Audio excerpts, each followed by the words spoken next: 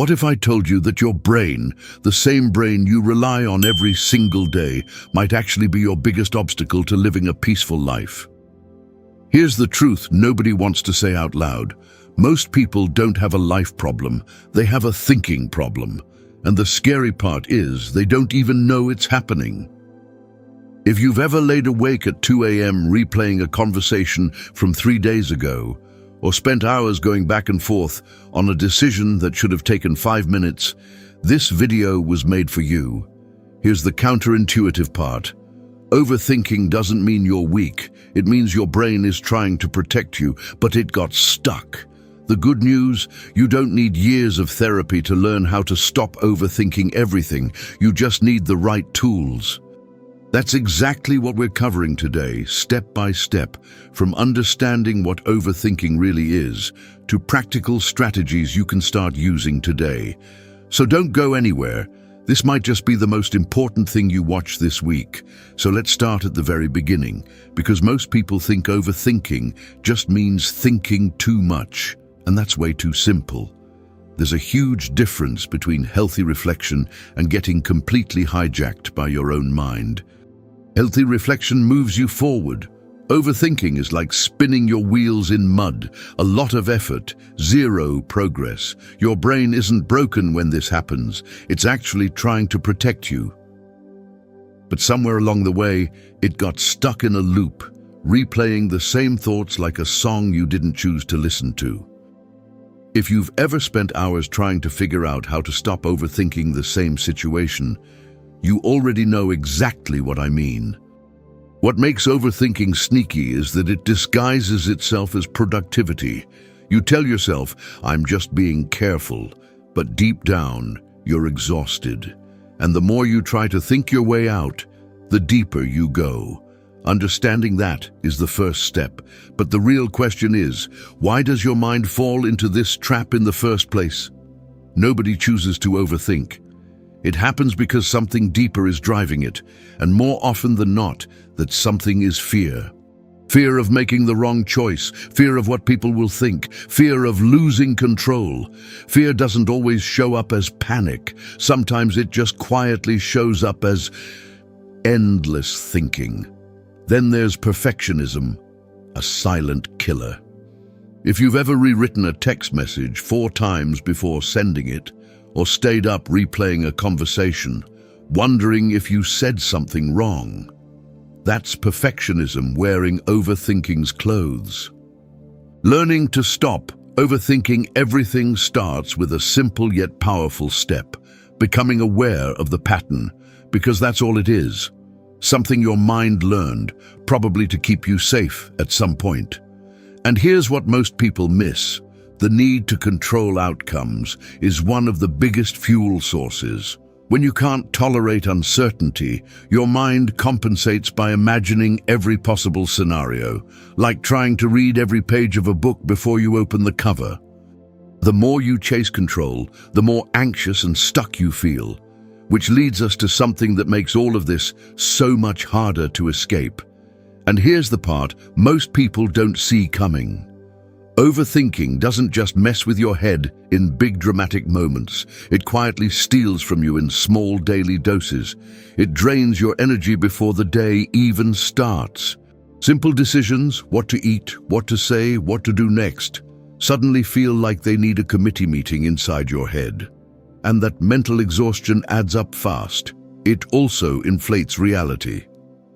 A friend takes a while to reply, and suddenly you're running through 17 reasons they might be upset with you.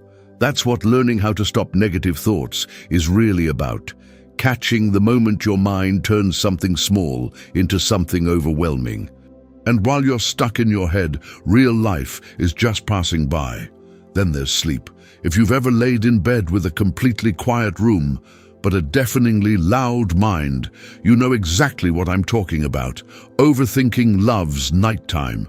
No distractions, just you and every unresolved thought from the day. Poor sleep makes everything worse. Mood, focus, stress tolerance. It becomes a cycle that feeds itself. And there's one thing that makes that cycle spin even faster, and most people never connect the two. That thing is anxiety. And here's what's important to understand. Overthinking and anxiety aren't just related. They're basically a package deal. Anxiety plants the seed, a worried thought, a what if, a fear that something might go wrong, and overthinking waters it until that tiny seed becomes a forest you can't find your way out of. If you've ever wondered how to stop overthinking and anxiety at the same time, it's because you instinctively felt they were connected and you were right. Here's what the cycle looks like in real life. You have an important presentation at work. Anxiety whispers, "What if you mess it up?" And instead of letting that pass, your brain grabs it and runs. What if I forget everything? What if they think I'm incompetent? Within minutes, you've turned a normal work task into a full mental catastrophe. That's your nervous system in overdrive, and it's one of the clearest signs your mental health is taking a hit. The tricky part? Overthinking feels like it's helping, like you're just being responsible, but it's actually keeping your nervous system in this constant low-level state of alarm, as if danger is always right around the corner. The more anxious you feel, the more you overthink. The more you overthink, the more anxious you feel. And breaking out of that loop requires something most people completely overlook. That something is this: the desperate need to control outcomes. How much energy have you spent trying to predict and prepare for every possible thing that could go wrong? Here's the painful irony. The more you try to control everything, the more out of control you actually feel. It's like gripping sand. The tighter you squeeze, the faster it slips through your fingers. Your brain genuinely hates uncertainty.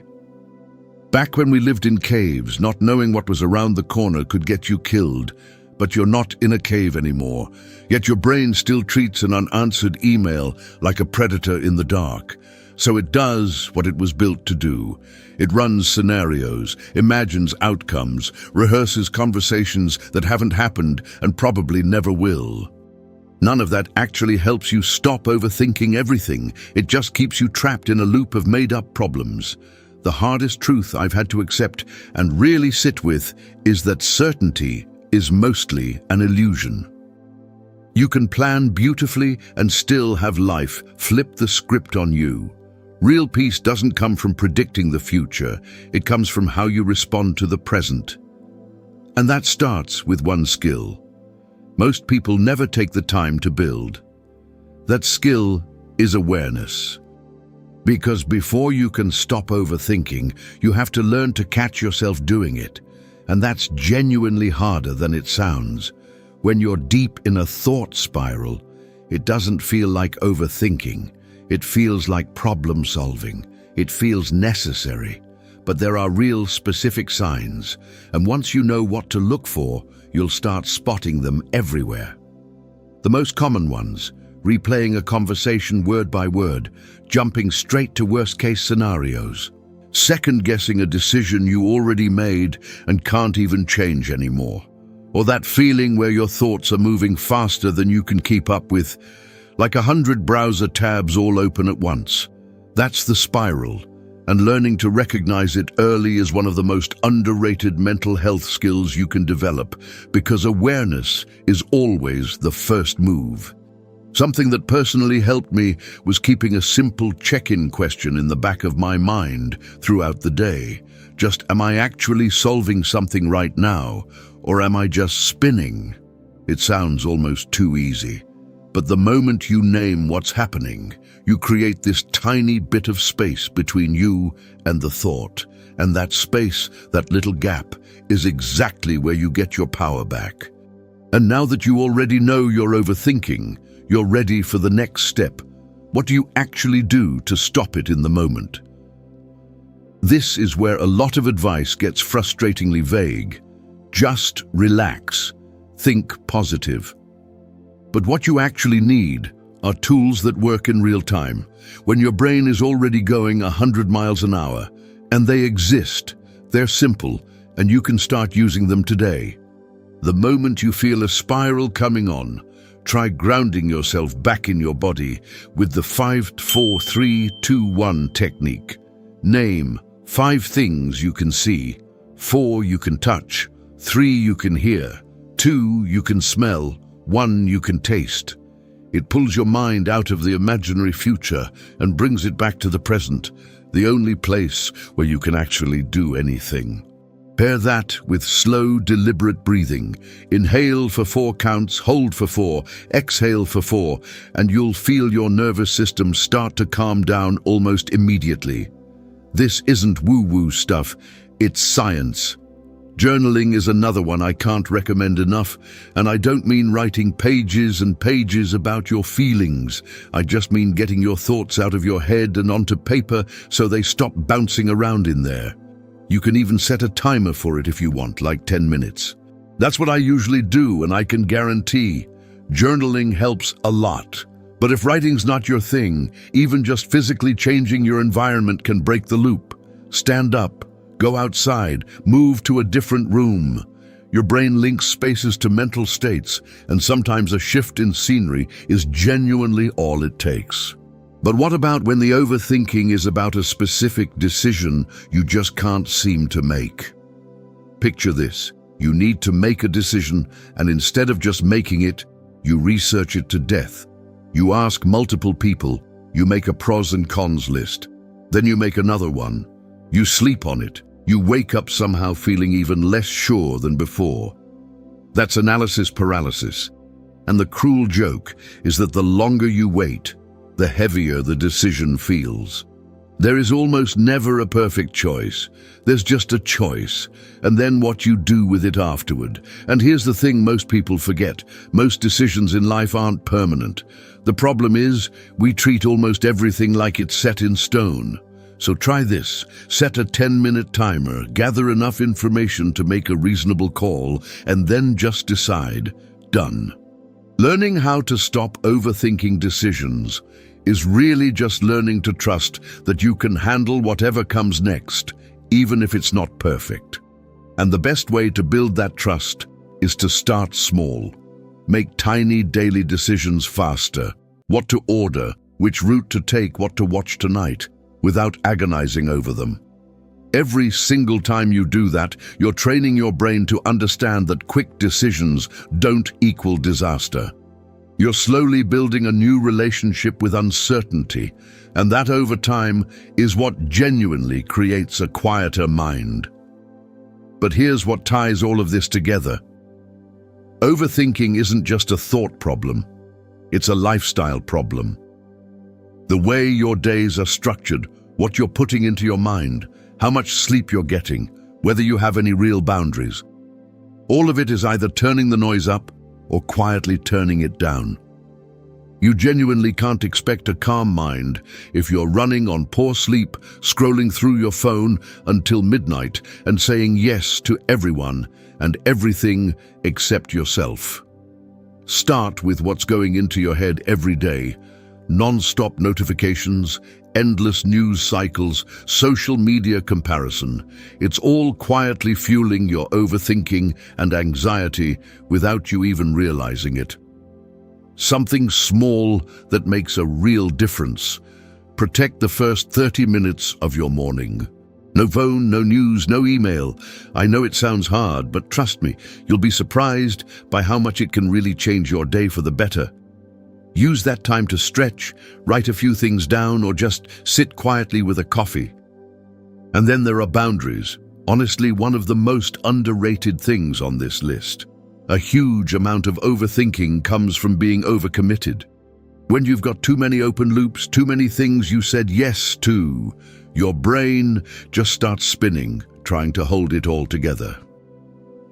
Learning to say no, clearly, kindly, without a long explanation, is one of the most powerful things you can do for your mental health.